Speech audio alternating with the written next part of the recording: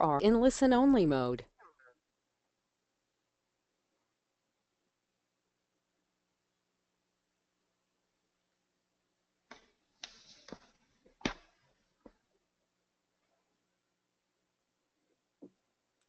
Boa noite a todos que estão online, que estão entrando aí na palestra do professor Sergei.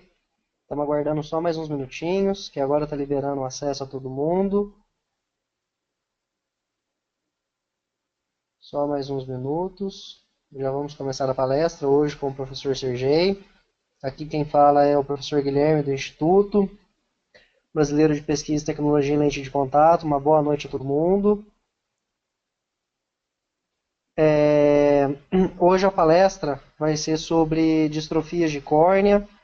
Quem vai estar apresentando essa palestra vai ser o professor Sergei Cussato, chefe do Instituto Brasileiro de Pesquisa. Vamos falar um pouquinho sobre o professor Sergei para quem não conhece ele. Ele possui título de mestre em Ciências da Visão pela Universidade de La Salle. Só um minutinho.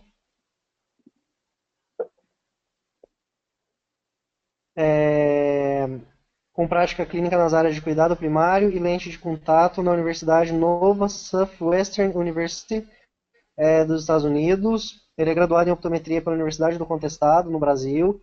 Ele é diretor e pesquisador e fellow do Instituto Brasileiro de Treinamento e Pesquisa em Lente de Contato. Ele é professor titular do Master em Lente de Contato da Universidade Autônoma do Paraguai.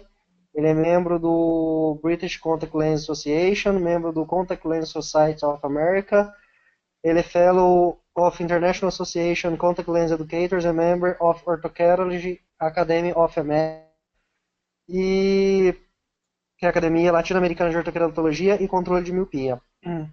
Professor Sergei, boa noite, o senhor deve estar online com a gente aí, é um prazer receber o senhor nessa palestra. O pessoal está entrando ainda agora aqui, vamos aguardar só mais um pouquinho.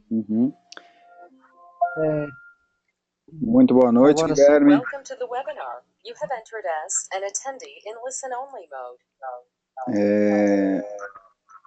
Para mim é um prazer muito grande estar fazendo uma conferência para o Brasil. Já tem um longo tempo que eu fiz uma conferência, há alguns anos já. As outras conferências sempre são patrocinadas pela indústria, para mim, da América Latina ou mesmo na América do Norte. Então, para mim é um prazer muito, muito grande estar com vocês aqui, meus colegas, meus alunos, meus professores, né? Então, a hora que você me dá um ok, eu começo, né? Sim, professor Sergei. Acho que a gente podia aguardar só mais um minuto, um pouquinho. Uhum, Tem o pessoal entrando na palestra. A gente ok, só esperar, porque às vezes as pessoas têm um pouco de dificuldade aqui no Brasil, que elas não estão muito acostumadas com o sistema ainda. Então a gente aguarda só todo mundo se adequar certinho. Para quem já está online, vamos esclarecer uma coisa. Se alguém tiver alguma dúvida, alguma coisa, pode perguntar. A gente vai estar respondendo as perguntas. O professor Sergei vai estar dando a palestra. Qualquer coisa a gente faz uma explicação, se for preciso. Tamo junto. isso, Professor Sergei, eu acho que já pode pode começar a começar, né? palestra para a gente poder já Ganhar. ir explicando como é. Tá bom, eu sempre ministro palestras de duas maneiras. Quando é num congresso, é uma palestra direta e com apresentação de caso clínico. E como é uma palestra online, no meio da palestra eu vou parar um pouquinho para que o professor Guilherme faça as perguntas que vocês estão fazendo. Qualquer dúvida que vocês tenham, pode perguntar para o professor Guilherme, porque ele está aí e é um excelente moderador de palestras tanto aqui quanto no exterior, por isso que ele foi convidado, tá bom? Bom, vamos falar um pouquinho das distrofias de córnea, né? Primeiramente, antes de falar das distrofias de córnea, eu sempre gosto de apresentar a minha equipe de trabalho, porque eu não acredito que sozinho nenhum profissional tenha condição de chegar a lugar nenhum. Então, aqui está a minha equipe de trabalho, meus professores, o professor Wagner, o professor Sérgio Mário, o professor Guilherme, o professor Renato, a professora Eliana, a professora Letícia da Inglaterra, a professora Helena Gelado, a professora Milene e a professora Zuleika Non. Então, as distrofias de córnea, elas são consideradas algo que aterroriza um pouco a comunidade científica, tanto clínica quanto a não clínica. Porque por ser uma distrofia, é algo que não está na mão do ser humano ou do profissional encontrar a cura disso. Mas a grande chance que o paciente tem num diagnóstico diferenciado de uma distrofia de córnea é nós conseguirmos prolongar a qualidade de vida dele enxergando com um diagnóstico preciso. Esse é o ponto. Então, eu vou iniciar essa palestra dizendo que para nós encontrarmos uma distrofia de córnea, seja ela de epitélio ou de endotélio ou de qualquer área da córnea, nós só podemos fazer isso com um equipamento específico. Com o retinoscópio nós não conseguimos fazer, com o oftalmoscópio nós não conseguimos fazer o diagnóstico e com uma lupa também não. Então, esses 3 equipamentos que os optometristas usam muito, eles não servem para diagnosticar alterações de córnea importante. Então, com qual equipamento que eu avalio isso? Como eu faço? Então, o equipamento que nós temos hoje no mundo para avaliar distrofias de córnea, alterações de córnea, mudanças metabólicas de córnea, mudanças de estrutura de córnea, é a lâmpada de fenda. Nós não precisamos de uma lâmpada de fenda de 50 aumentos, nós precisamos ter uma lâmpada de fenda simples, que tenha uma boa ótica e que tenha um bom sistema de iluminação, um bom sistema de vídeo, para que nós possamos fazer esse diagnóstico diferenciado do que nós estamos vendo. Então, a definição de uma distrofia, normalmente ela é bilateral, é um grupo de alteração progressiva da córnea. Sempre se apresenta sem inflamação e são determinadas geneticamente. Dependendo da severidade dessas distrofias, ela vai afetar a visão gravemente, e se apresenta entre a primeira e a 4ª década de vida. Então, já na definição, nós estamos falando de uma doença bilateral. Professor, eu posso encontrar uma distrofia unilateral? Quase que impossível. Às vezes, a distrofia numa córnea está muito pouquinha e está muito severa na outra, e aí nós não temos essa condição de diagnosticar se tem ou se não tem, porque realmente é mais difícil de encontrar, né? São determinadas geneticamente e se apresentam entre a primeira e a 4ª década de vida.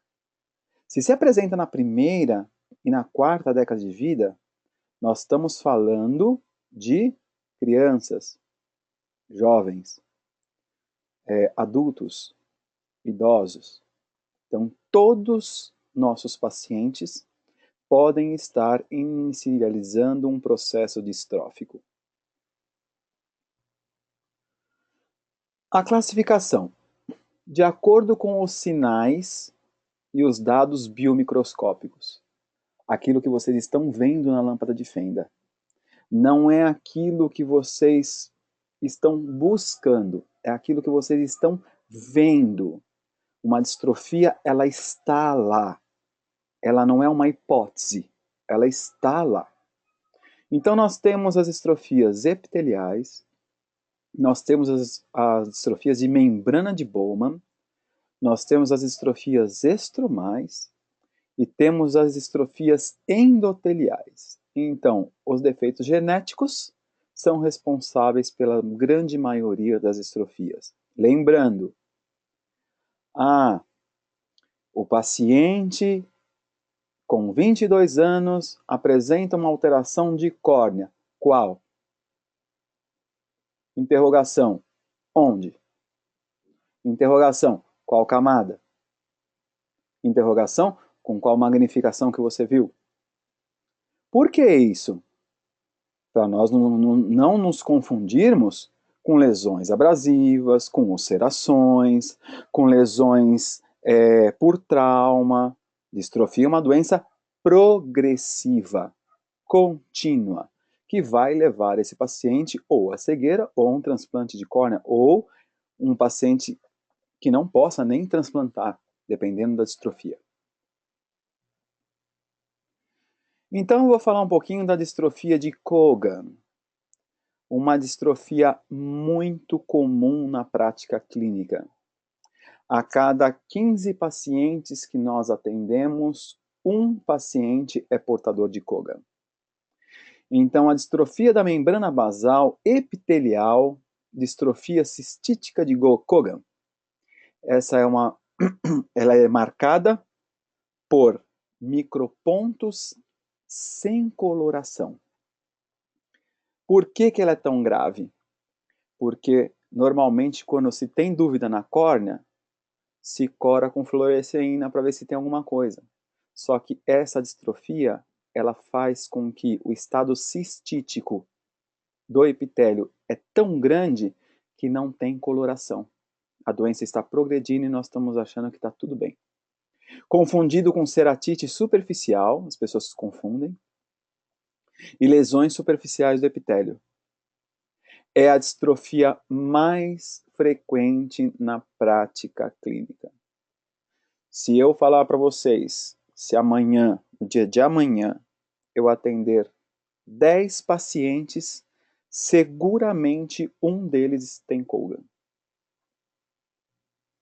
Então a distrofia de Cogan se apresenta dessa maneira. Nós temos aí uma secção óptica muito bem feita, com 10 vezes de magnificação, e numa retroiluminação, aqui do lado, como vocês estão observando, está a distrofia. Os cistos epiteliais. Maior magnificação, vocês começam a ver os espaços mais escuros, esses pontinhos negros, e aí nós estamos vendo bem nítido que tem uma alteração cistítica, porque existe uma variação e uma diferencialização muito grande do que é um cisto e do que é um vacúolo, que é líquido extracelular.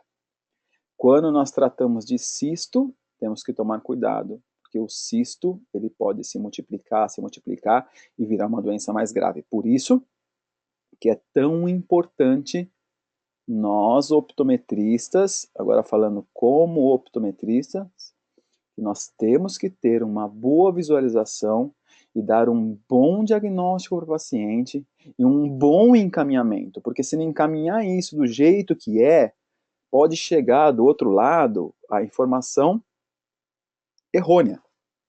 E o paciente vai sofrer o dano disso para sempre, né? Observem bem, um monte de buraquinho. Isso é um estado cistítico bem severo, né?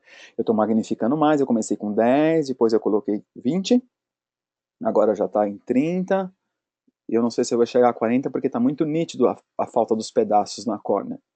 Vocês podem observar esses pontos mais escuros, aí já são placas cistíticas que o cisto pegou o lugar e a placa da córnea saiu, né? E nós vamos sempre observar que esses pontos vão se agravando dia a dia e quanto mais cistos essa córnea tem e nós não socorrermos ela como tem que ser socorrido ou encaminhado, não importa, esse paciente está correndo um risco muito sério de perder a visão.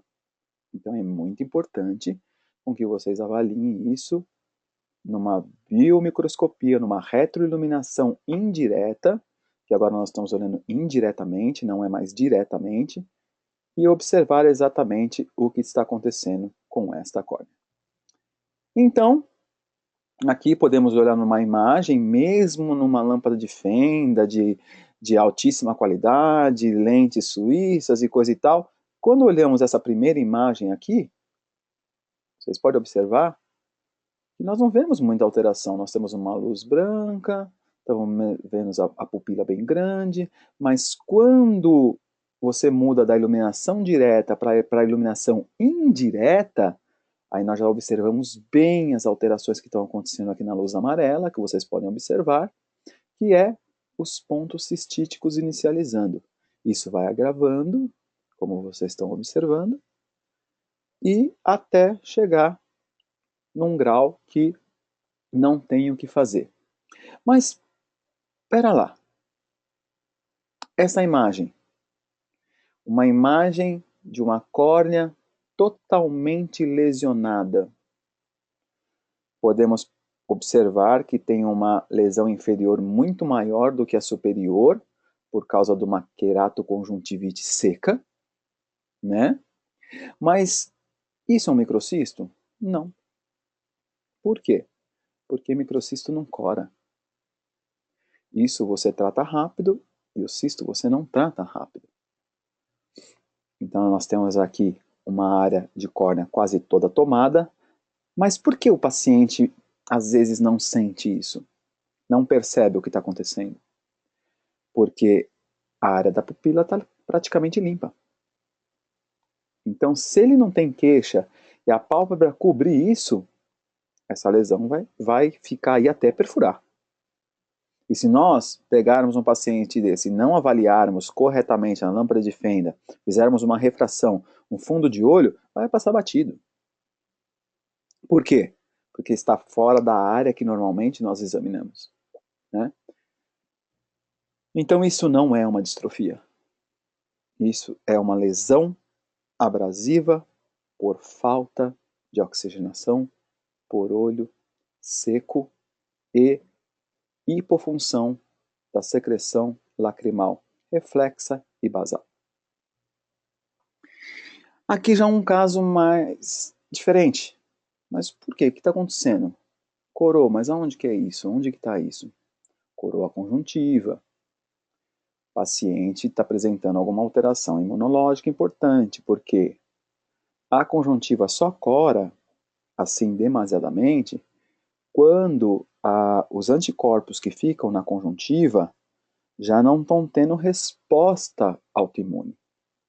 Então nós vamos encontrar algo como algumas manchas, né? O paciente já pode estar sofrendo de uma doença imunológica, pode ter um lúpus, pode ter uma artrite, pode ter uma artrose, pode ter até uma esclerose, pode ter uma psoríase, pode ter um monte de doença autoimune e a gente tem que ficar de olho. Mas também não é alteração distrófica.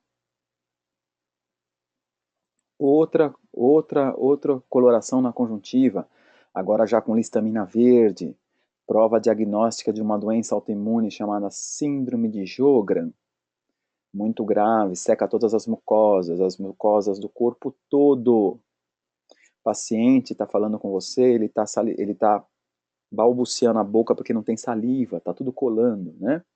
Também não é uma distrofia, por quê? Porque está colorindo. De Kogan, né? Aqui já na córnea, estamos vendo um resultado de um breakup time, né? Não tem coloração, eu posso saber se é uma distrofia de Kogan ou não? Não, eu não posso saber. Mas eu posso saber que esse paciente, após o piscar, em 2 segundos, começou a romper a lágrima dele. Tem uma disfunção na produção lacrimal também. Mas também não é uma distrofia. Então esse é o filtro que a Boston Polymerase, nos Estados Unidos, ela produziu para facilitar a nossa visualização no quê? No contraste da fluoresceína no olho. Então, quando nós colocamos o filtro, aumenta o contraste. Então, fica muito mais fácil nós vermos as alterações com o filtro quando se precisa usar a fluoresceína. Os estudos feitos pela American Academy of Optometry, junto com doutores especializados em comprimento de ondas e expansão de contraste por filtro. Foi publicado no Optometry Vision Science vários artigos mostrando que é muito importante que nós tenhamos o filtro amarelo para trabalhar na lâmpada de fenda, porque ele ajuda muito. Aqui um outro caso muito comum, uma ceratite inferior superficial por olho seco também. Pode se confundir com Kogan? Muita gente confunde. Muito paciente chega para mim com ceratite que está com Kogan. Com um laudo de ceratite, mas tem Kogan. Então, aí você já tem que mandar para um oftalmo especialista em cuidar de cistos, não cuidar de ceratite. Então, isso também não é uma distrofia. Já bem aumentado, ó, já tem uma lesão bem grande, bem inferior, mas também não é uma distrofia, não é Cogan. Então, Cogan, 10% dos pacientes apresentam erosões na córnea na terceira década de vida. O resto são assintomáticos. O paciente não tem sintoma. Ele não reclama de nada. Ele chega para a consulta e ele fala assim: eu vim fazer um óculos novo. Meu grau de perto tá ruim. E aí, quando a gente vai avaliar a córnea, fala: opa, temos problemas aí. Erosões recorrentes bilaterais, simultaneamente. Surge a distrofia da membrana basal do epitélio. Então, essa é uma distrofia que ela tem tratamento quando se é feito em tempo. Se isso passa e o coitado do paciente vai embora e não sabe que tem Cogan, e a gravidade do que é Cogan, ele simplesmente vai perder as funções epiteliais responsáveis por fazer o quê? Levar o oxigênio para a córnea. Então, a córnea sem oxigênio, ela não tem vida, né? Então, distrofia de Cogan, você pode observar as seguintes lesões sozinhas ou vizinhas. Você visualiza melhor em uma retroiluminação com dispersão escleral. Aí está, não tem nenhuma iluminação aí na imagem, não tem nenhuma iluminação, e vocês podem ver os cistos bem caracterizados na córnea. Okay? E aqui, mostrando a opacidade. Não podemos confundir isso com lesões superficiais. Ah, como eu escuto muito, paciente meu já chega com ceratite. Aí eu falei, e aí, como que faz? Manda tratar, volta com ceratite. Manda tratar, volta com ceratite. Será que uma ceratite que se nós temos um epitélio que se regenera em 7 dias por completo, totalmente, as 3 capas, como que uma ceratite pode recorrer em 30 dias? Se ela não pode recorrer em 30 dias e está acontecendo alguma coisa, não é ceratite. Por isso que nós temos que ter bastante atenção naquilo que estamos fazendo. Então vamos falar um pouquinho da distrofia de Meesmann. Ela tem uma herança autossômica dominante, uma prevalência um pouco maior paterna, né? Ela se apresenta como um pouco parecido com Cogan, mas um pouco mais agressiva, ela é um pouco mais espaçada. Os cistos não são tanto umas bolinhas bem pequenininhas, são um pouquinho maiores, né? Então são múltiplos cistos intraepitelial, já não é mais nas células basais. Intraepitelial, entrou dentro, pequenos em tamanho, para se diagnosticar novamente, retroiluminação, para se poder ver a luz entrar, voltar, e na retro, quando ela voltou, nós conseguimos ver bem o cisto de Meesmann. Em geral, não se trata. Por que não se trata? Porque é um estado cistítico distrófico já mais severo e com algumas gotas específicas, que normalmente os oftalmos passam, ajuda a manter aqueles cistos nas mesmas quantidades que eles estão. O problema é quando não é detectado e esses cistos disparam por falta da gota correta que o oftalmo tem que prescrever. Então é assim que vocês vão ver. Já são cistos maiores, né? Fica uma coisa mais complexa, porque eles estão dentro da célula. É como se estivesse havendo uma mutação dentro da célula. Então isso acontece também numa menor proporção do que Cogan. Distrofia de Haysbrook, opacidade superficial na membrana de Bowman. as mudanças aumentam com a idade, dando um padrão de pontos brancos, a sensibilidade da córnea se torna diminuída. Então, isso é um ponto importante. Se nós temos uma distrofia que tem um sinal diferenciado, que é de o paciente ter menor sensibilidade da córnea, nos ajuda muito isso. Porque se nós temos dúvidas se é um Reis-Brook ou se é um Avelinos, que é uma outra distrofia, nós já podemos começar no início da consulta ou na hora da avaliação. O senhor tem tido alguma alteração grave no olho, dor? Aconteceu? Não, eu não sinto nada. Pode cair, posso ir lá para o deserto do Saara que eu não sinto nada.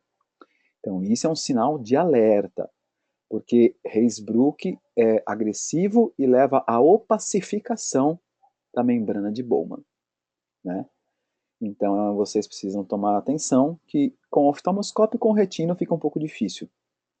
Tem que ter um bom biomicroscópio, não precisa ser, biomicroscópio não precisa ser nada de comprar nada alemão, nada, comprar um normal e controlar isso com o nível que está naquele momento, né? As distrofias são classificadas em leve, moderada, severa, perca de córnea, né? Transplante de córnea. O problema é quando a distrofia toma o limbo da córnea e a periferia e não tem onde transplantar. Só que antes dela chegar nesse nível, ela é bem leve.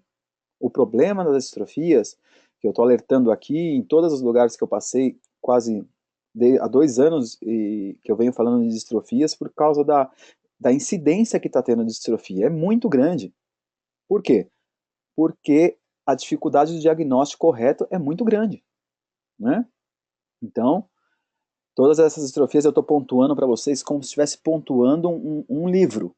É importante vocês ficarem bem atentos nessas dicas que eu estou dando, porque é minha especialidade encontrar essas coisas e encaminhar para o profissional específico.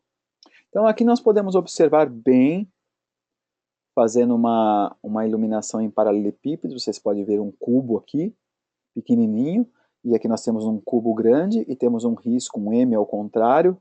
Isso mostra que a distrofia está causando um dano muito grande na membrana de Bowman.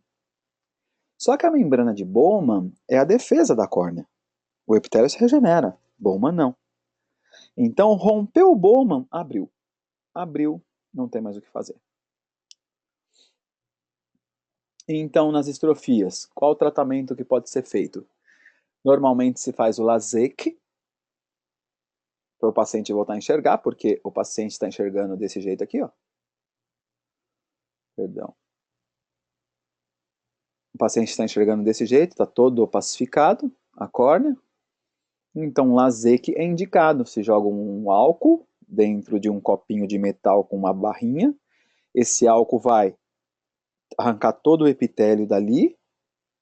Normalmente o oftalmo vem com uma esponjinha limpa, isso, bem limpinho. E dá o laser para fazer o quê? Tirar essa opacidade que estava aí. Esse é o tratamento dessa distrofia. Vamos falar um pouquinho da distrofia de Schneider central. É uma distrofia de córnea que normalmente afeta centro e às vezes periferia. Ela é de herança autossômica dominante. Surge na segunda década de vida. Jovens têm essa distrofia. Afeta a visão e principalmente o deslumbramento. Paciente chegou no consultório. Falou, olha, não sei o que acontece, que estou dirigindo meu carro, de repente vem uma luz muito forte, ou o sol aparece, esse deslumbramento eu fico perdido, eu não consigo. Ah, você não consegue? Ok, então vamos ver o que está acontecendo. Sinais normalmente são sinal oval, opacidade subepitelial em aspecto de clara de ovo. É assim que se apresenta. 98% dos diagnósticos de Schneider central são confundidos com úlcera de córnea. 98% dos diagnósticos de Schneider central são confundidos com úlcera de córnea central. Então, diagnóstico diferenciado de novo. Boa avaliação para a gente não cometer erros. O tratamento é com o PRK, X-ray laser, e é feito também com álcool, se arranca todo o epitélio e se aplica laser em cima até chegar à transparência. A foto número 1 é antes da cirurgia, a foto número 2, à direita de vocês, é já com a cirurgia. Mas vocês podem perceber que mesmo se fazendo a cirurgia, ficou um monte de pontinhos distróficos lá e a distrofia vai continuar. Na verdade, nós estamos dando uma melhor qualidade de vida para o paciente, mas ela vai continuar o percurso dela. Aí vocês podem ver como é feito. Se arranca todo o epitélio, o PRK, essa luzinha vermelha é onde o paciente está olhando, a verde é onde vai sinalizar os primeiros tiros de laser, e aí começa todos até arrancar toda a distrofia, que aí já tirou, né? Aí já não tem mais nada. E o paciente volta a enxergar. Vocês podem perceber que os tratamentos da distrofia são todos muito invasivos. E a importância dessa conferência é o diagnóstico diferenciado. A importância dela é isso. Então vamos falar um pouquinho da distrofia de Bieber-Raab. Uma distrofia reticular com herança autossômica dominante. No início aparece na primeira década de vida, com erosões e mudanças no estroma. Essa distrofia chega a 4º grau, muito agressiva. Então, qual que é o grande problema? É uma distrofia que ela não se apresenta assim nitidamente como uma coisinha branca, com algum erro, como uma sujeira, como uma opacidade. Não. Ela vai se apresentar como se fosse um vidro quebrado. Vocês podem observar na córnea. É como se fosse trincando, a córnea vai trincando toda. Aí está. Toda trincada. Está tudo trincado.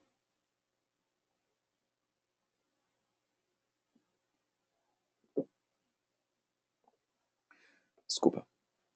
Você tomar um golinho de água. Então vocês podem observar, ó, tá todo trincado, o estroma tá todo trincado, já quase tomando a pupila toda. Então, o paciente às vezes chega para vocês e fala assim, olha, eu tô vendo muitas teias de aranha. É na hora. É na hora. É na hora o que já vem na cabeça. Ah, é mosca volante. Isso aí é uma mosquinha volante, não é nada. Muitas vezes é esta doença. Porque parece realmente uma teinha de aranha, né? A mosca volante também é um pontinho com umas ramificações. Só que isso é uma distrofia muito grave. Está opacificando e é como se vascularizasse a córnea por dentro, né? Uma distrofia bastante invasiva mesmo. Ela é bastante invasiva. Ela acaba com a visão do paciente. E é coisa de 1 ano, não mais que isso. Então, se descobre isso antes, mais rápido, já se começa com o tratamento preventivo, né? Até para inserir o paciente dentro da cegueira, tem que fazer prevenção. Todo mundo acha que a pessoa tem que ficar cega e aí joga ele lá dentro. Não. Se o paciente vai ficar cego, nós sabemos que ele vai ficar cego em 10 anos, por que não ensinar a braille para ele antes? Por que não ensinar tudo o que tem que ensinar antes? Por que deixar a pessoa sofrer? Né? Então é assim. Então aqui vocês podem observar, nível 1, o primeiro quadradinho, do lado em cima, nível 2, 3 e 4. Todas elas feitas com retroiluminação indireta na primeira foto, direta na segunda com dispersão, na terceira direta, direta e na quarta indireta de novo. Aí está, aí está, aí está. E é assim que acaba já no grau 4, como se fosse um vidro craquelado mesmo. E só a maior incidência de tratamento dessa distrofia é o transplante de córnea. A ceratoplastia penetrante é necessária na 6ª década de vida, porque nós conseguimos segurar o paciente, dependendo da severidade, de 10 a 30 anos sem cirurgia. Aí está um paciente meu, que foi transplantado pela distrofia. Vamos falar um pouquinho da distrofia de Tim-Belk. Uma distrofia com herança autossômica dominante. O início é na 1ª década de vida, vamos encontrar em crianças, né? Sinais são similares à distrofia de Reisbruch, a não ser quando ela se apresenta como um mosaico. Inicia-se ou se observa-se como uma caixa de abelha. É como se a gente estivesse vendo aqueles mosaicozinhos de caixa de abelha. Ó, aí está. Se nós olhamos numa retro indireta, é como se fossem as casinhas das abelhas. É assim que nós vamos ver sempre. Quando a gente joga o retino ou oftalmo, é impossível fazer uma retroiluminação indireta. Por isso que tem muita discussão. Dá para ver, eu consigo ver, não consegue ver. Não consegue ver porque o oftalmoscópio não faz retroiluminação indireta, ele faz retroiluminação direta. Então é impossível. Tratamento não é necessário, por ser menos severa, né, do que a de Reisbruch, que vai até o 4º grau. E a progressão é muito lenta. Então, um exemplo. Uma criança, nós pegamos aí que ele está com a distrofia de córnea. Se é uma criança de 10 anos e a doença vai demorar 30 anos para progredir, qual é o controle desse paciente? Vamos controlar ele uma vez a cada 2 anos? No mínimo um controle semestral, né? Para a gente ver o que está acontecendo. Ele tem uma bomba de hormônio vindo aí, né? Vai crescer, vai impulsionar um monte de coisa. E se ligado a isso, inicia um processo de ceratocone, ou inicia um glaucoma, ou inicia uma lesão na retina importante, já tem uma distrofia, já tem um processo acontecendo. Então tudo vai encavalando. Se a gente não avaliar direitinho, tiver um bom histórico clínico do que está acontecendo, o que nós vamos fazer para ele ter uma boa qualidade de vida, na verdade o paciente acaba sofrendo demais, né? E às vezes o sofrimento dele foi causado pela gente, porque a gente não teve uma boa conduta de trabalho, né? Mas isso também ninguém tem culpa, porque na verdade a culpa está no processo do que cada um produz no seu dia a dia de trabalho, né? O que vocês fazem, como eu faço, como será que deveria ser? Não, deveria ser uma conduta clínica padrão, né? Global, que se faz lá nos Estados Unidos, deveria se fazer aqui, deveria se fazer no Japão, deveria se fazer na Inglaterra. Então, as condutas clínicas, não vou falar do Brasil, do mundo inteiro são muito distintas, né? Então, o profissional não busca, o outro não busca, e fica essa situação, o paciente sofre muito. Distrofia estromal. Tem herança autossômica dominante, em geral bilateral. Os tratamentos da distrofia estromal não é muito eficaz. Por que não é muito eficaz? Porque o estroma é muito líquido. Então, quando a água penetra dentro dele, ou alguma distrofia, alguma alteração, ele começa a opacificar muito. É aí que vem os leucomas, as hidrópsias, né? Em geral, se faz LASIK, ovalação a laser. Então, vocês podem observar essa linha vermelha dentro do estroma, é onde está a distrofia, né? Aqui uma paciente com a distrofia, vocês estão vendo a secção óptica, essa coisinha branca, conforme nós vamos passando a lâmpada de fenda, a coisinha branca está 360, do jeito que está nessa foto aqui. É no estroma todo. Aqui está.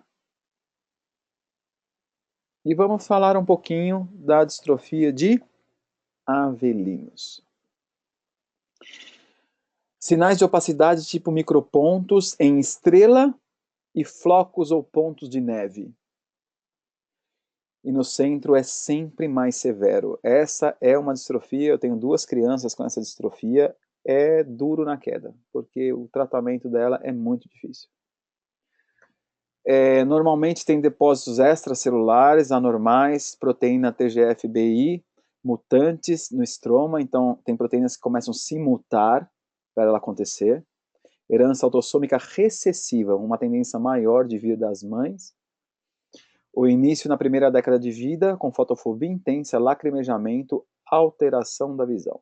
Então, quando a gente pega um paciente com fotofobia intensa, lacrimejamento, a gente já pensa em epífora, né? Já pensa em glaucoma, já pensa em um monte de coisa, e às vezes a criança está desenvolvendo um Avelinos.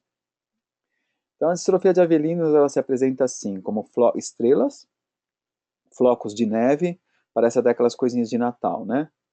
Mas é assim que ela se apresenta. Quando ela está desse jeito, a visão central já foi. Mas o duro é quando ela está começando pequenininha, que dá para fazer uma incisão aí a laser mais forte. Então, quando não se pega, deixou acumular, já foi. Aí o trauma é maior, porque o laser já não chega mais tão profundo, então tem que fazer o transplante de córnea, né? Então, pode-se fazer uma ceratotomia fototerápica, como eu falei para vocês, para poder arrancar esses depósitos de proteína que ficaram dentro da córnea. Então, a distrofia macular da córnea, distrofia que aparece no estroma, frequentemente ocorre por uma falha metabólica, né? Ausência do queratansulfato, que se manifesta na córnea, tem se dividido em dois grupos. Então, é uma doença que ela tem uma tendência a ser mais forte, né? Ela tem uma tendência a trazer um dano maior porque ela tem aí como a gente pode falar, ela tem uma ajuda metabólica. Então, se o metabolismo é responsável por ajudar essa doença a crescer, quantos pacientes têm problemas metabólicos hoje? Vou falar simples: diabetes, hipertensão e tiroidite de Hashimoto.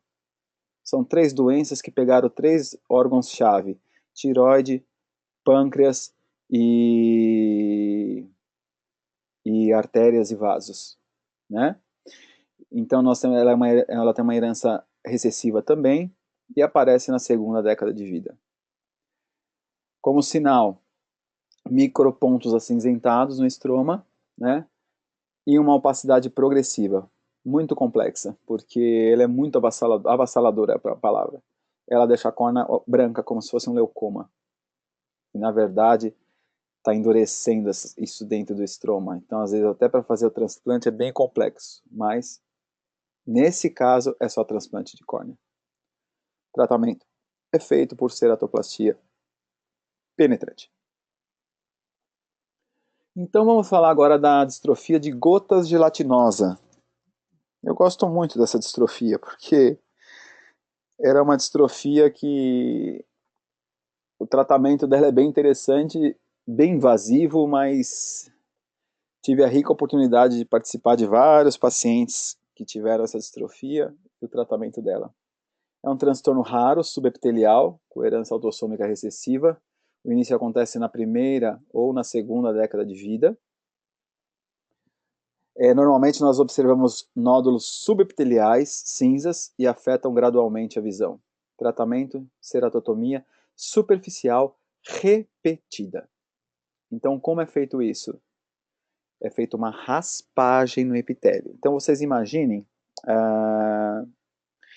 se pega o paciente, centro cirúrgico, e começa a se raspar o epitélio primeiro para arrancar a porção mais grossa, depois se entra com um motorzinho que nem de dentista, se arranca tudo isso, até deixar a córnea transparente. Não sei se tem foto. Se confunde muito com essa enfermidade que não tem nada a ver com o acinzentamento da distrofia. Aqui nós estamos vendo uma córnea, numa retroiluminação direta, que foi atacada pelo adenovírus. O adenovírus fez as casinhas aí, e muita gente confunde isso com a distrofia de gota gelatinosa. Olha aí a distrofia de gota gelatinosa. Nós encontramos a córnea como se tivesse um monte de gotinhas acinzentadas. Então, o tratamento para essa córnea é raspagem.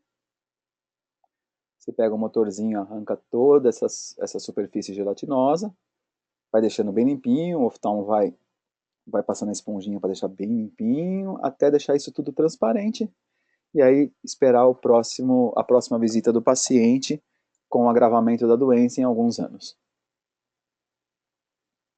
Distrofia de Funte. Frequentemente em mulheres, é a distrofia que mais eu encontro no consultório. Associada com glaucoma, de ângulo aberto. A herança pode ser autossômica dominante, a maioria dos casos é esporádico, não se tem causa. O início dessa enfermidade é leve e logo progressivo.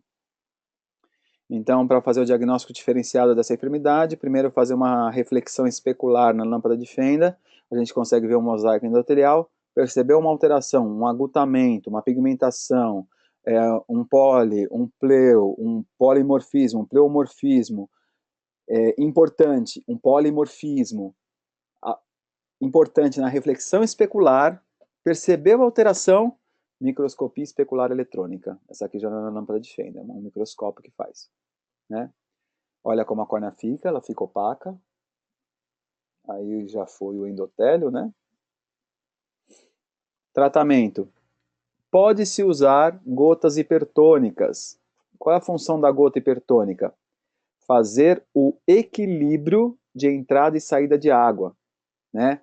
Como o endotélio, a bomba de sódio e potássio, a bomba endotelial começa a perder a quantidade que ela tem que chupar, mandar para dentro e jogar para fora, o que vai acontecer? Como ela perde, ela começa a trazer mais água para dentro do que jogar para fora. Então essas gotas hipertônicas vão fazer com que haja equilíbrio nisso de novo e comece a entrar a quantidade correta que tem que entrar e sair a quantidade correta, né? Isso é um tratamento oftalmológico, mas quando a gente trabalhou em alguns países aí a gente podia fazer, né? Lente de contato pode ser muito, muito, muito indicada, né? Porque ela ajuda a preservar o conforto do paciente, a inervação, não vai judiar tanto do paciente, né? E a ceratoplastia penetrante tem uma alta taxa de sucesso. Distrofia polimorfa posterior, uma doença rara, assintomática, e as células endoteliais se parecem com as epiteliais. Herança autossômica dominante, uma herança um pouco mais forte dominante, né? Você inicia logo que a criança nasce e logo se prolifera durante a vida. Então, aqueles colegas que estão aqui que são especialistas em avaliar crianças, né? Então você já tem mais uma doença para colocar, né? Na agendinha que a gente tem do nosso agendinha de bolso, eu falo, né? Sinais: edema de córnea, lâmpada de fenda, simétrico e bilateral, afeta a visão trazendo variações. Tratamento é feito com ceratoplastia penetrante, com êxito quando se realiza no início da doença. Se deixou a doença crescer, a criança está tarjada à cegueira. Não tem o que fazer. Aí está, quando pega assim no comecinho, joia. Encaminha para o oftalmologista, manda uma cartinha lá, ó, opacidade central por distrofia polimorfa posterior, o oftalmo já vai correr para transplantar esse olhinho.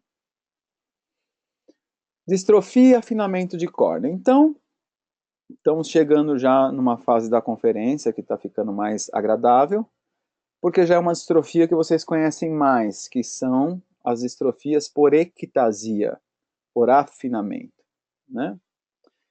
Então, nós temos o ceratocone, um transtorno progressivo, na córnea, não inflamatório, degenerativo, que não tem causa, deixa a córnea em formato cônico, se inicia na puberdade, depois se progride lentamente, em alguns casos estaciona, né? Você pode ver que é tudo muito superficial, né? Não tem uma causa, né? Estão estudando agora uma proteína chamada aquaporina 6 lá em Harvard, para ver se essa proteína que dispara o afinamento de córnea, mas já se descobriu que essa proteína ajuda a melhorar o endotélio, mas ela dispara demais o crescimento, o olho estoura. Então, todos os estudos estão aí para tentar ajudar, mas é uma doença, infelizmente, difícil, né? Algumas doenças sistêmicas estão associadas, o ceratocone, pacientes têm síndrome de Down, Turner, Marfan, atopia, prolapso da válvula mitral e etc. Bom, as associações oculares incluem ceratoconjuntivite seca, vernal, renite, alérgica, né? Sinusite esclerótica azul, anilídea, ectopia do cristalino, adaptar lentes de contato RGP e coceira constante. Classificação: cone central NIPLE 5 até 5 milímetros, cone oval 5 a 6 milímetros, cone globoso de 6 até 12, depende do caso, e marginal 9 milímetros. Aqui nós temos um ceratocone NIPLE, vocês podem ver que no centro é bem vermelho, pegando a zona de 3 e 5. Estamos vendo aí um sinal de Fleischer bem caracterizado, uma lente de contato multicurva com periferias abertas e um leve toque inferior, adaptação de lentes esclerais para ceratocone, um ceratocone oval muito caracterizado na área de 5 a 7 milímetros, estrias de Vogt. Podemos ver bem claro que nós sabemos que estrias de Vogt são bem diferentes de estrias estromais posteriores, que são bem diferentes de pregas estromais posteriores e que são bem diferentes de estrias negras posteriores em estroma posterior. Então, e aí a gente vai entendendo que realmente a coisa não é brincadeira, né? Aqui, por que eu livrei o ápice deixei bastante fluorescendo no centro dessa lente? Porque o paciente tem uma córnea fininha e está cheia de estria, então para romper é um minuto, né? Aqui um ceratoglobo. Quando vocês falarem ceratoglobo, sempre tem que ter a mesma curvatura em todos os meridianos, sempre uma coisa muito vermelha, porque é um globo a córnea, né? Nos 9 milímetros nós temos aí uma curvatura grave. E o periférico, que nós estamos vendo aqui nessa imagem, um afinamento inferior, aqui em cima uma curvatura normal, e embaixo um afinamento, agora em maior escala, a degeneração marginal pelúcida, pode ficar bem clara na lâmpada de fenda, uma secção óptica bem feita. Vocês podem ver o afinamento periférico que nós temos nessa córnea. Aí está. O toque que a lente deu, porque o encurvamento periférico é muito grande, né? Aí um outro ceratoglobo também, bem grave, bem severo. É coisa que na prática clínica internacional, tanto na optometria quanto na oftalmologia, quando chega uma topografia dessa pra gente, é dois caminhos. Ou abraça o paciente ou sai correndo, né? Porque o negócio é Professor complicado. Sérgio, Oi! olha, é o seguinte, tá travando as imagens, eu pelo menos não tenho imagem. E tem mais pessoas relatando também. Parou no slide de ceratocone. Ok. É que eu tô passando rápido, eu acho que é isso. Então, se você tá lá, a ceratocone, as associações oculares incluem ceratoconjuntivite vernal, rinite, sinusite. Uhum. Ah, tô vendo aqui. Eu tenho aqui. Espera um pouquinho só. Tá? Espera um pouquinho Então, o só. pessoal aí que tá mandando umas questões aí, eu já tô acompanhando junto aqui. Tá bom, A tá gente já bom. vai voltar. Parou. Uhum.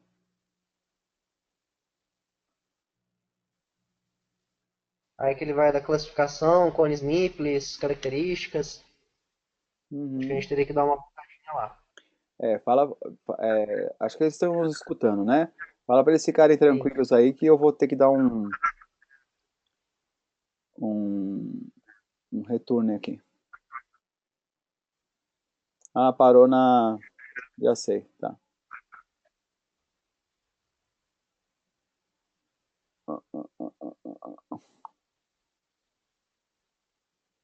Uhum. Ok.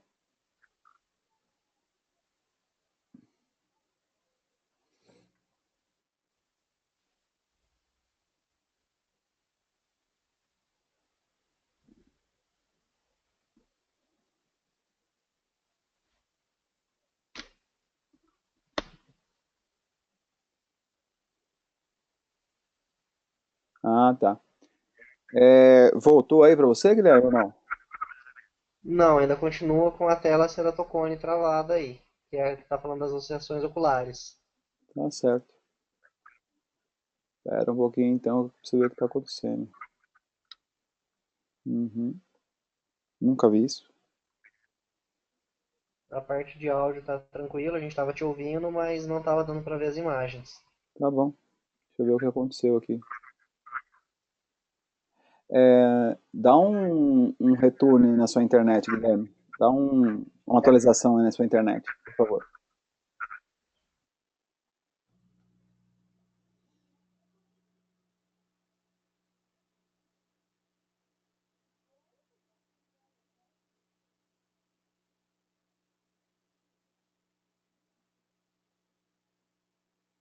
Gente, só um minutinho, não falta muito, tá? Não sei o que aconteceu. Primeira vez que acontece isso em todas as conferências que eu já dei. Consegue me ouvir? Consigo. E agora eu voltei na internet aqui. Eu tô. Uhum. Eu vou tentar fazer isso daqui que eu já tentei fazer. Pera só um pouquinho.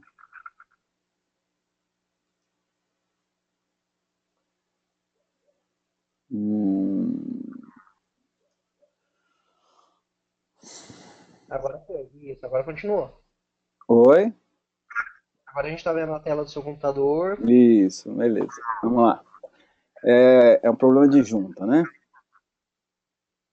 Junta tudo e joga fora. Aí. O lixo da casa, viu? Se quiser jogar esse computador aqui, tá autorizado. Deixa eu voltar lá para os meninos, então. Vamos lá, gente. Vou voltar tudo, tá bom? Isso, foi bem no comecinho do ceratocone onde deu aquela travada. Peraí. Deixa eu ver se tem o shoulder aqui. Tá gravando. Bom, então. Então vamos lá. Ceratocone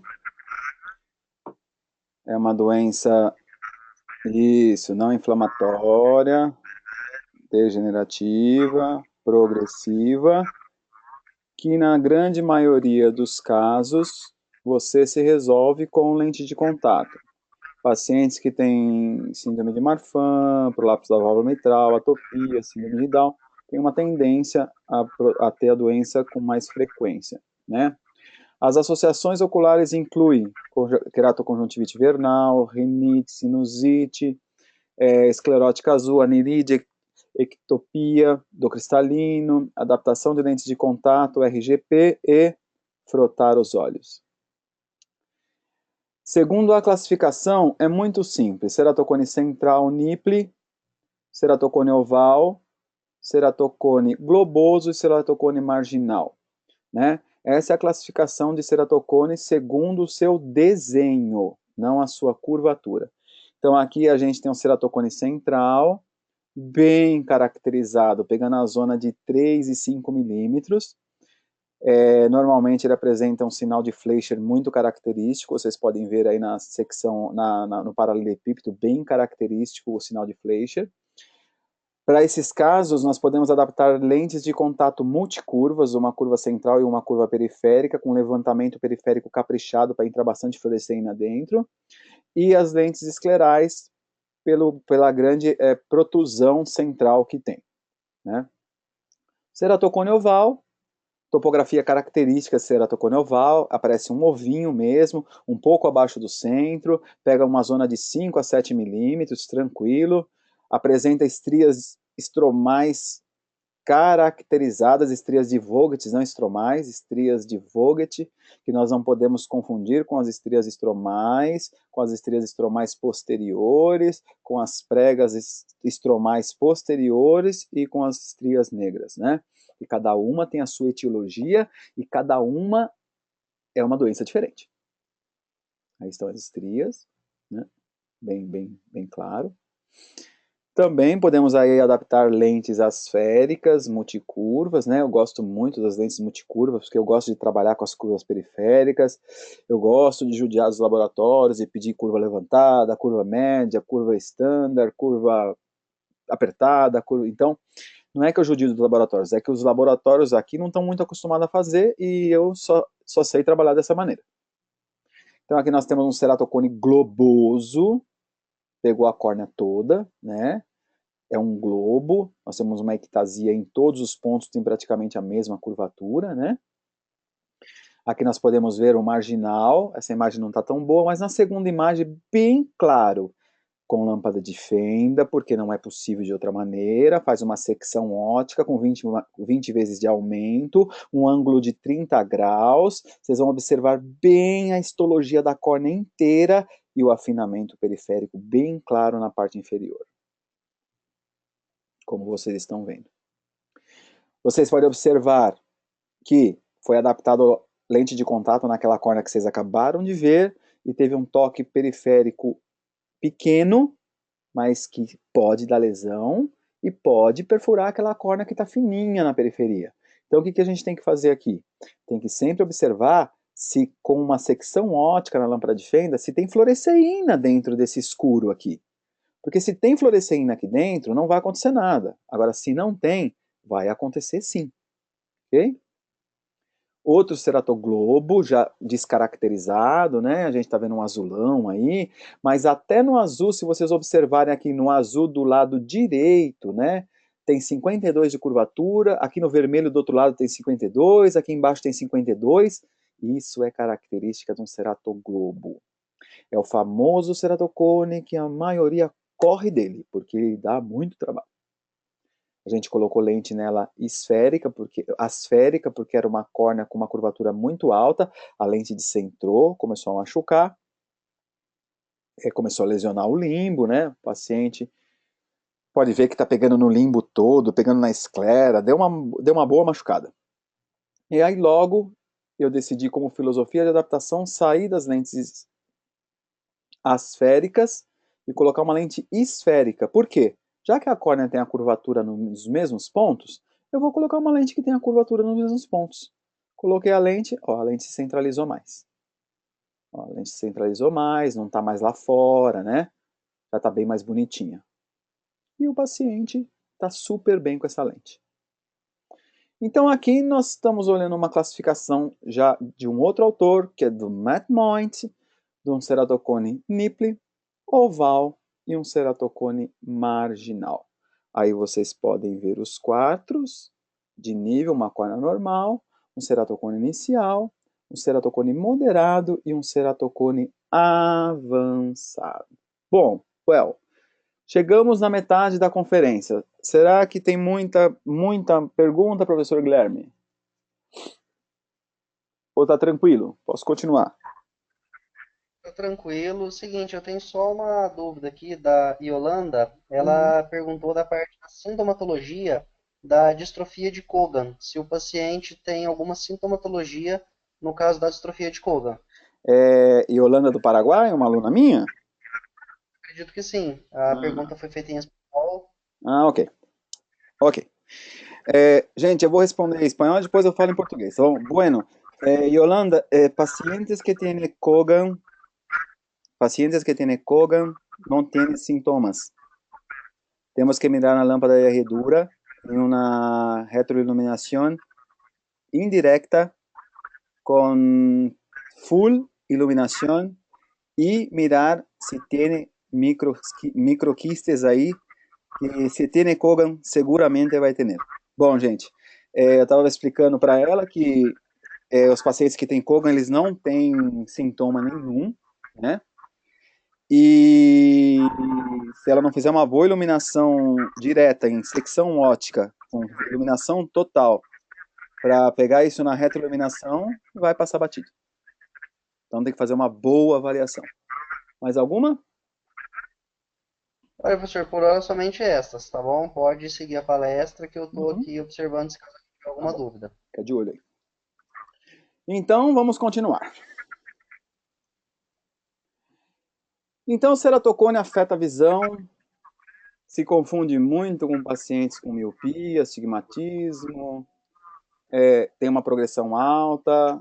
Normalmente, pacientes míopes de início não se observa muito bem a córnea do paciente, mas o paciente tem uma atopia importante, tem uma rinite alérgica importante, é bom fazer as provas para ceratocone, né? Porque o paciente pode ter a doença. Muitas vezes nós corrigimos eles com óculos no início e logo em seguida com lente de contato, né? Lente de contato sempre é a melhor indicação, porque ela é a única que vai corrigir a superfície irregular da córnea. Pode falar que óculos é bom, que dá certo, eu acredito em tudo, mas o único meio óptico que corrige a superfície de córnea hoje chamam-se lentes de contato. Então, na classificação de curvatura de ceratocone, nós sabemos que a partir de 48 dioptrias o paciente tem um ceratocone leve, 48 a 54 moderado e 54 para cima severo. Guardem essa foto. Para vocês, quando chegar um paciente com uma ceratometria de 47 por 49, pelo amor de Deus, não vai me dar óculos para o paciente, manda fazer os exames de ceratocone, porque é uma doença progressiva, né? E aí tô dando para vocês direitinho como é que funciona. Sinais precoce, né? A oftalmoscopia direta, 40 centímetros, nós podemos observar como se fosse uma gota de azeite. Gota de azeite não é diagnóstico. Gota de azeite é um sinal. Uma coisa é sinal, outra coisa é diagnóstico. A retinoscopia mostra o reflexo em tesoura. A retinoscopia mostra outro sinal, não é um diagnóstico. Sinais mais avançados são afinamento progressivo da córnea, quando a terceira parte da córnea já se apresenta danos visuais, astigmatismo, miopia progressiva. Então, para se diagnosticar um ceratocone, tem que se fazer uma topografia. A topografia é um exame diagnóstico. Então, aqui está uma oftalmoscopia bonita, né? Está muito bonita. Você está vendo a gota de óleo bem grande aí. Só que está dilatado. A gente não pode dilatar, certo? Então, como é que vai fazer isso? Melhor fazer a topografia. Estufamento das pálpebras, sinal de Moulson. Depósito de ferro, sinal de Fleischer. Aí está o sinal de Moulson, quando a pálpebra acompanha o cone. E aqui o sinal de Fleischer, eu corei essa córnea com fluoresceína e depois que passou o efeito, eu deixei só o azul. Essa linha que vocês estão vendo bem grandona, marrom aqui, é a base do cone. É a base. A topografia aparece, aonde vai aparecer vermelho é essa base toda aí, ó. Ceratocone bem oval, bem caprichado. Então, o que acontece? Em casos mais agudos, quando tem hidrópsia, que nem esse caso que vocês estão vendo aqui, que é um caso lá do instituto, né? Primeira coisa que tem que fazer, se a córnea está estourando e o paciente chegou lá para você atender indicado de outra cidade, que nem foi esse caso, chegou para mim, vocês estão vendo essas bolinhas aqui na córnea? A córnea estava estourando, essas bolinhas estavam estourando, estava saindo água, né? Tem que inibir, né, a anidrase carbônica. Tem que usar um antiglaucoma, um antiglaucoma para baixar a função do aquoso, né? E a gente, eu podia fazer alguma coisa? Não. Liguei para um glaucomatólogo, falei, olha, o paciente está aqui, a córnea dele está para estourar e precisa baixar a produção do aquoso, mesmo que não esteja alta pressão, precisa baixar porque a córnea está estourando.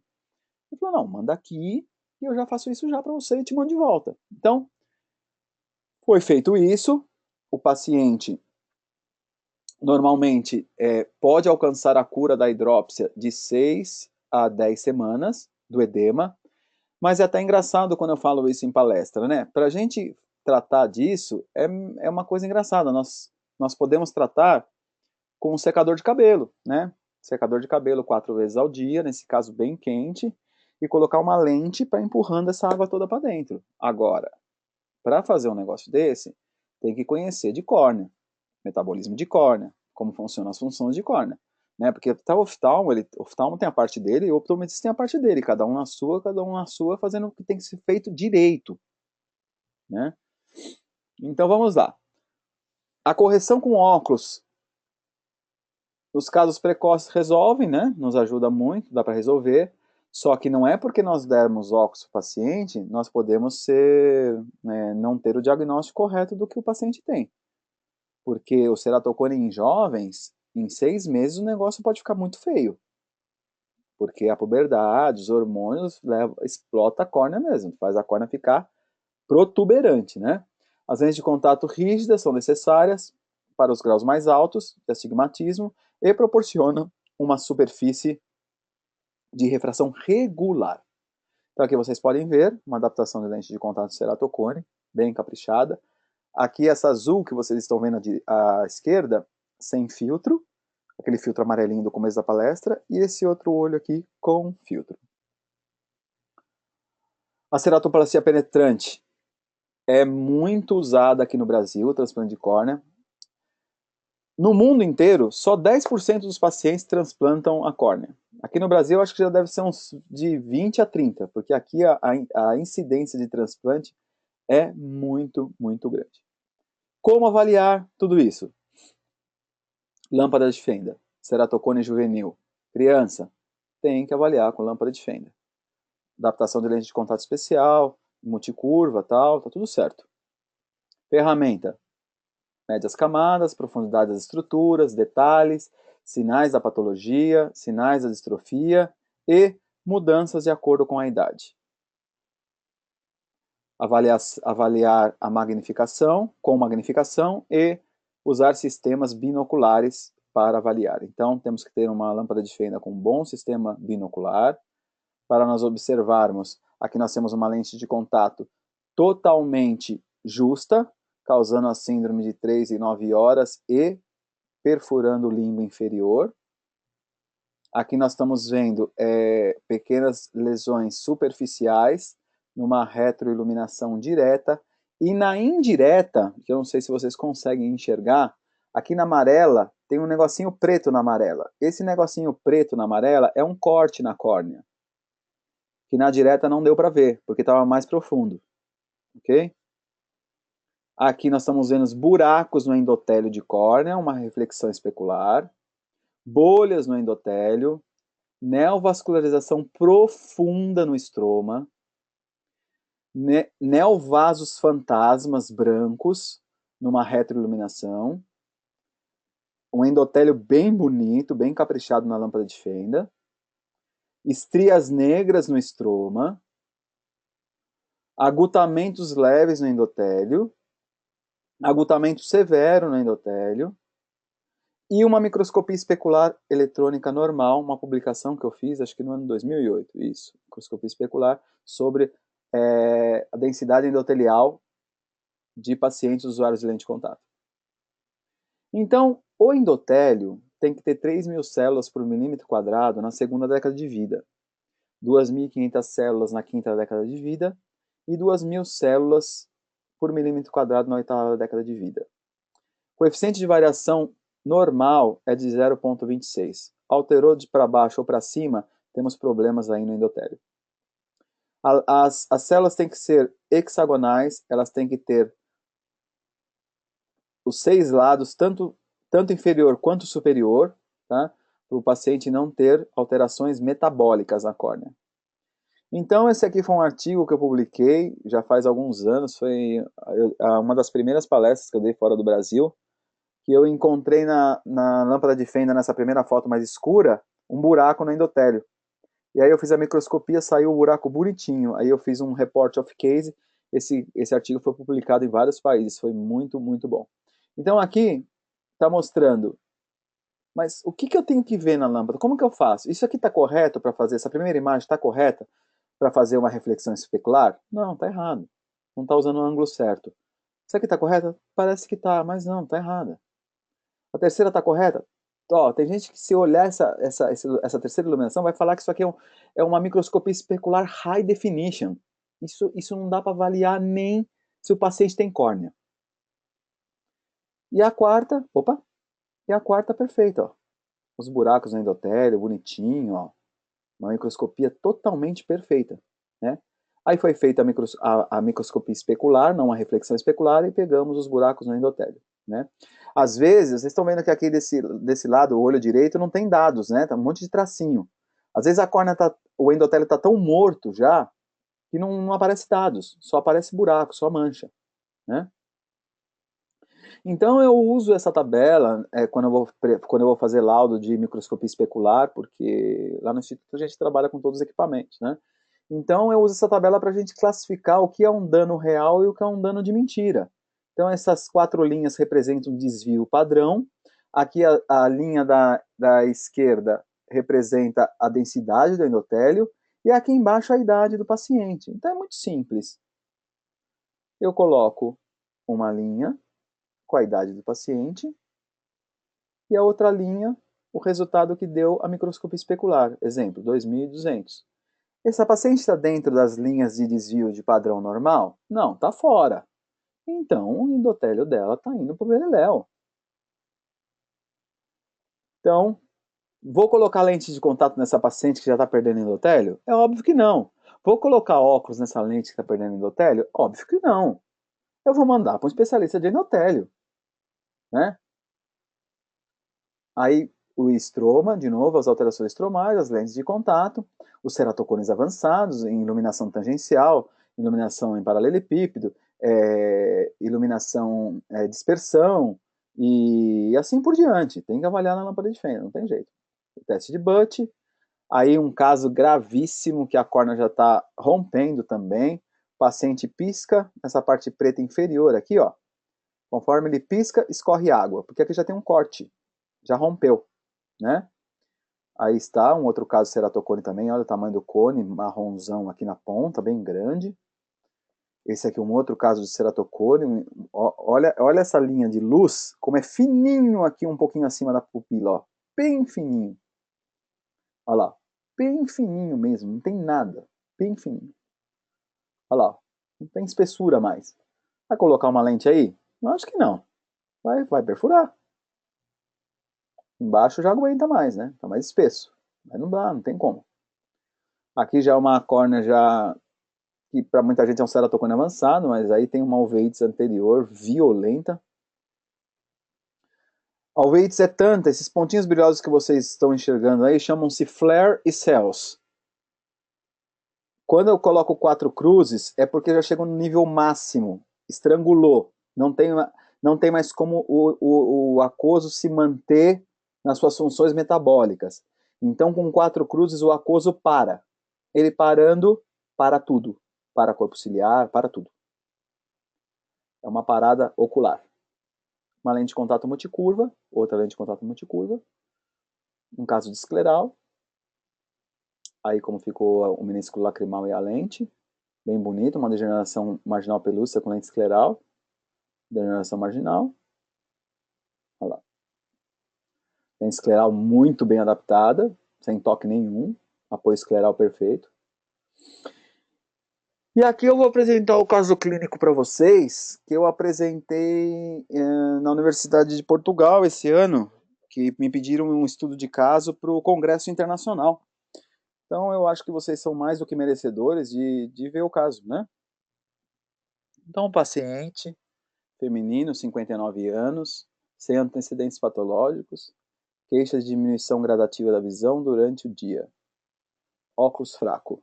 A reclamação dela, meu óculos está fraco.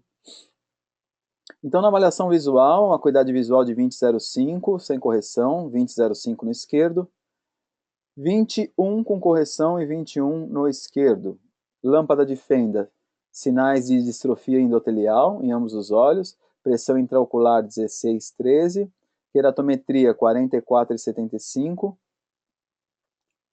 esférica, olho esquerdo 45,25 por 45,50, 180. O Schirmer foi em 5 minutos, só encheu 5 milímetros em ambos os olhos. O Butt 4 segundos e o olho esquerdo 2 segundos. A paquimetria ultrassônica central 480 e 525. Dados clínicos refrativos, mais 1,25 com menos 0,75 a 90. Acuidade visual de 21, adição 2,5 J1. Olho esquerdo mais 1,25 com menos 0,75 a 90. Adição de 2,5 J1, acuidade visual 21. Fundo de olho. Olho direito, relação artéria e veia 2:1, ambos os olhos. Copa 0,403, escavação 0,1 em ambos os olhos.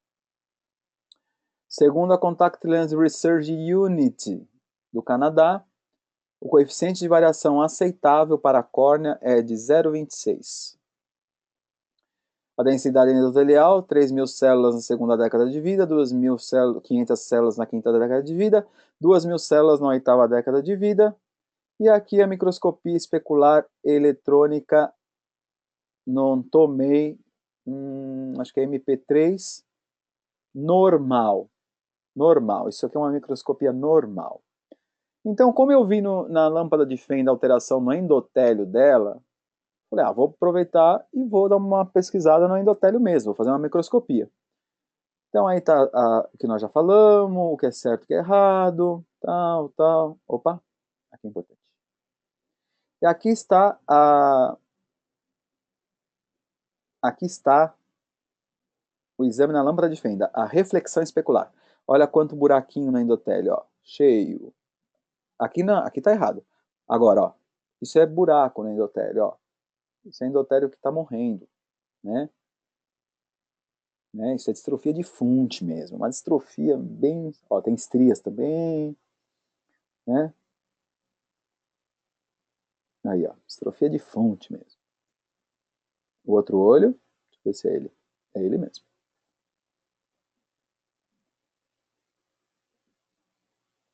Aí, ó, o outro olho também. Bem distrófico, ó. E aí está a microscopia especular dela. 1.377 células por milímetro quadrado no olho direito. No olho esquerdo, 2.230 células por milímetro quadrado. Então, foi feito a escala.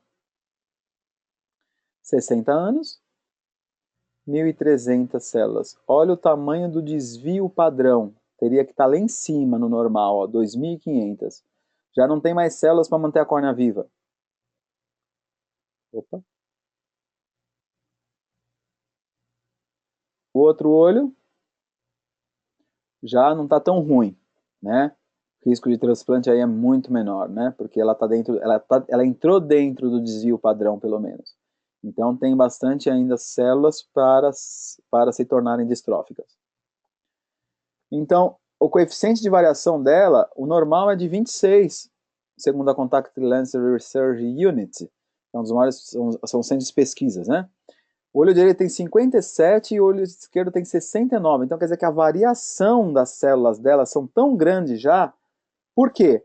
Porque elas estão tentando tomar o lugar e os espaços dos buracos que tem. Então elas estão ficando muito variáveis, né? E isso vai fazendo com que o dano vá aumentando mais rápido. Então, o que nós temos que observar sempre? Fazer uma boa reflexão especular na lâmpada de Fenda. Precisa comprar um microscópio especular de 100 mil, compra uma lâmpada de 10 e faz a reflexão especular. Aí está o microscópio. De novo, reflexão especular, é assim que funciona. O microscópio especular eletrônico, então entra a luz, ele reflete e as células saem aqui embaixo. Então eu encaminhei a paciente para um reumatologista e nutrólogo, né? Estava muito preocupado com ela porque eu achei que tinha alguma coisa metabólica muito forte aí, né? Para descartar alguma doença autoimune e provas clínicas nutricionais para verificar se tinha um mau funcionamento sistêmico na bomba de sódio e potássio. Porque se a gente tem bomba de sódio e potássio no endotélio e nós vivemos graças à bomba de sódio e potássio, o que acontece com o paciente que tem um problema na bomba de sódio e potássio? Ele pode estar tendo uma doença muito grave, né? Então, foram usadas gotas hipertônicas, lentes de contato, né? Antes da ceratopatia penetrante. E é isso que eu tinha para apresentar para vocês, gente. Espero que vocês tenham gostado. Estou muito feliz de ter feito essa conferência para vocês aqui no Brasil. E não sei quando vamos ter outras, porque é meio complicado.